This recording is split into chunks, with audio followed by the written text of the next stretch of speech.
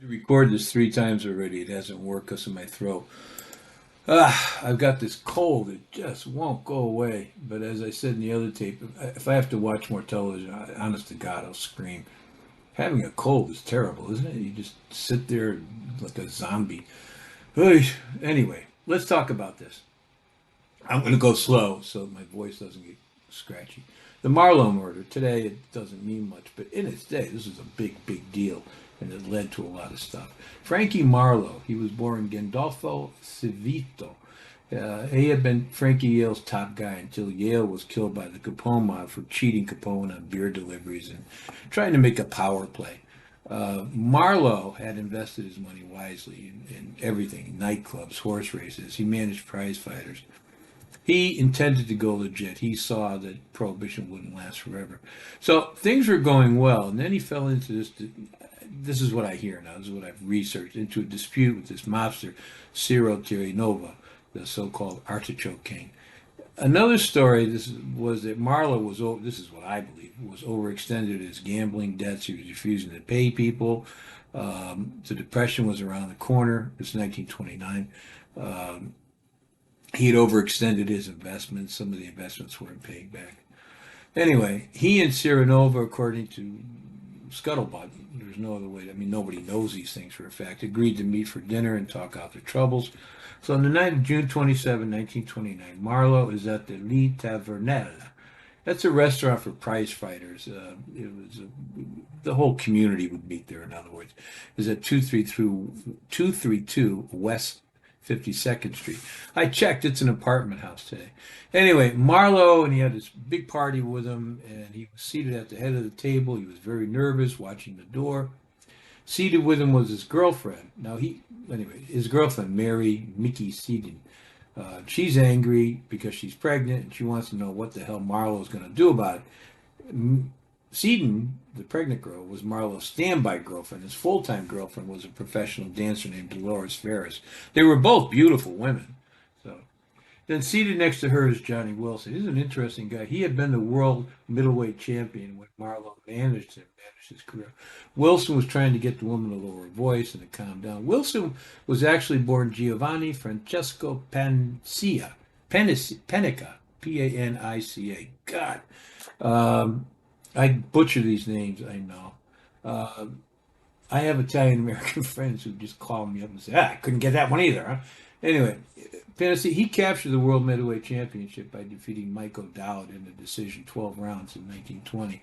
He held the crown, but he was outpointed in a 15-rounder with a guy named Harry Greb. Harry Greb's actual name was Harry Berg, but he felt there was a lot of discrimination against Jews in the fight game. Irish names brought in more money. That's how it worked. Mike O'Dowd, whoever, I don't know. I doubt that he was probably an Irish American. But the theory was Irish people would just keep fighting and bled and all that. So, but Harry Berg was his real name. Anyway, Ed Lewis was also at the table. He's a gambler. He's a bootlegger from Brockton, Mass. Who's from Brockton, Mass? Rocky. Oh, what was his name? The heavyweight champion. He's from the Brockton Brawler. My brain's not working. Anyway, Lewis is known as Boston Louie, and he operates a bootleg operation up in Boston and sold 2,000 gallons of gin every Saturday. And also with them is Ignatius Copa. I couldn't find much more about this guy. He was the owner of the restaurant where they were. And Al Siegel, who was a gambler and a dancer, and Michael Rocco, a.k.a. Mickey the Wise Guy. This is the character we have to watch. Now, he was part of what will become the Patriarca family in 1929. He was either, at that point, either Ed Lewis's bodyguard or his business partner or both. Um, by the way, Michael Rocco, he would stay in organized crime, active in organized crime until his death in 1968 in New England. By that time, he racked up 32 arrests, 2 for suspicion of murder. In 1963, the McClellan Committee identified him as a prominent member of the New England Mafia who controlled gambling in several neighborhoods in Boston. It was bad news. Towards the end of his life, Rocco was given a suspended sentence of a year, probation for 3 years, and a $3,000 fine. He was at the airport, Logan Airport, and he sees this Internal Revenue Service agent who had gone underground in one of Rocco's restaurants and then testified against him. And he was so pissed off, he slapped the agent in the face, and that's why he got that fine. So anyway, one story making the rounds is that Marlow, Wilson, Boston, who was a Boston native, Michael Rocco, Providence native, Edward Lewis, a.k.a. Boston Louis, they were all planning to move into the Boston liquor market. And you got guys up there, mafia guys, who are, they don't have any intention of letting that happen. They're slowly killing off the competition that's up there anyway. So Terranova apparently never showed up at the restaurant. So Marlow and his party left. When they left around 8:45, Wilson, that would be the boxer, he stopped at a phone booth. He said, "Go ahead without me. I'll catch up." He was very suspicious. Anyway, Marlow stepped out to the sidewalk, and Lewis said he lost track of them. "Excuse me, I'm sorry," and then he went home. It's just odd. Marlow and his girlfriend stood on the sidewalk. Marlow said, "Look, I got to go meet somebody. I'll be back." And he walked across the street, got in a car with two men.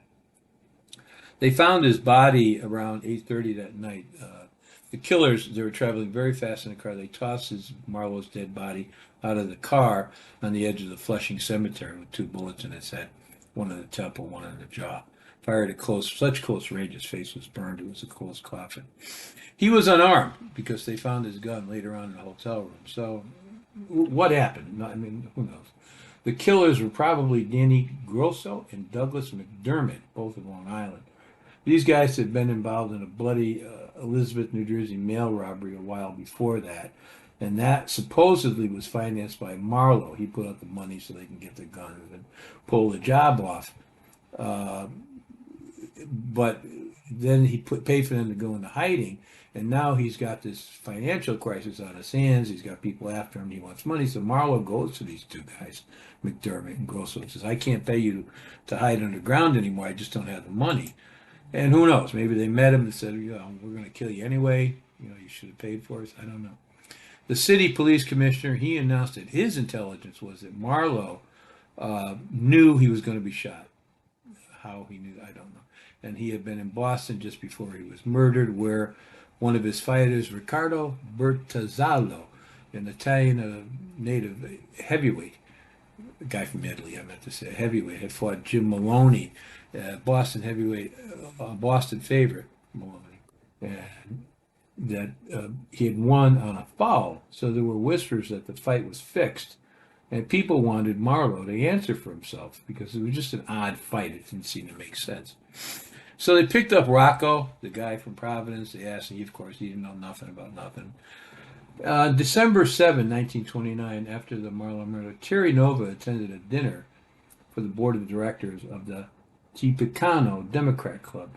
In those days, they still exist, excuse me. But there was Tammany Hall Club, so you formed a club for people in the area you wanted to control, give you a lot of political clout. So they were going to have a testimonial dinner. I had covered something about this prior to this for Judge Albert Vitale. So there were 70 guests. There were police brass, public officials. In the middle of Vitale's speech about what a wonderful guy he is, 7 thugs come in. They're carrying guns. They kick in the door. They rob everybody in the place, including this police detective, A.R. Johnson. The gunmen were said to have been led by Trigger Mike Coppola. When they left, Johnson was asked by Vitale judge to keep the incident quiet while he looked into it, and 3 hours later, Johnson was called to headquarters at the Tippecano Democratic Club. He was given back his gun, and all the money and valuables that were taken from the guests were returned. So what was that about? Well, this is hard to believe, but what they think this is about, Terranova had hired 2 guys to kill Frankie Marlow and Frankie Yale, and he'd given them $30,000, but that he had written out a contract saying, if you kill Marlow, yeah, I'll give you $30,000. I don't know why he would do that, but he wrote it out on paper, according to this story. And the 2 hit guys, who were in this case were said to be from Chicago. The one who said that, by the way, was Joe Valachi. He said the hit guys were from Chicago.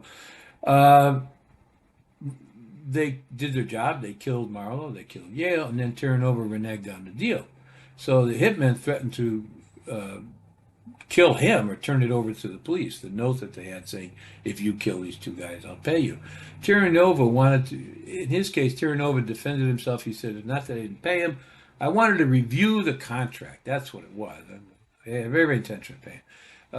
But they wouldn't give it to me, so I had to go in and do it this way. And he knew that one of the killers would be at this affair at the club, and he'd have the contract in his coat pocket. And he staged this ridiculous holdup to get the contract back from the hitman.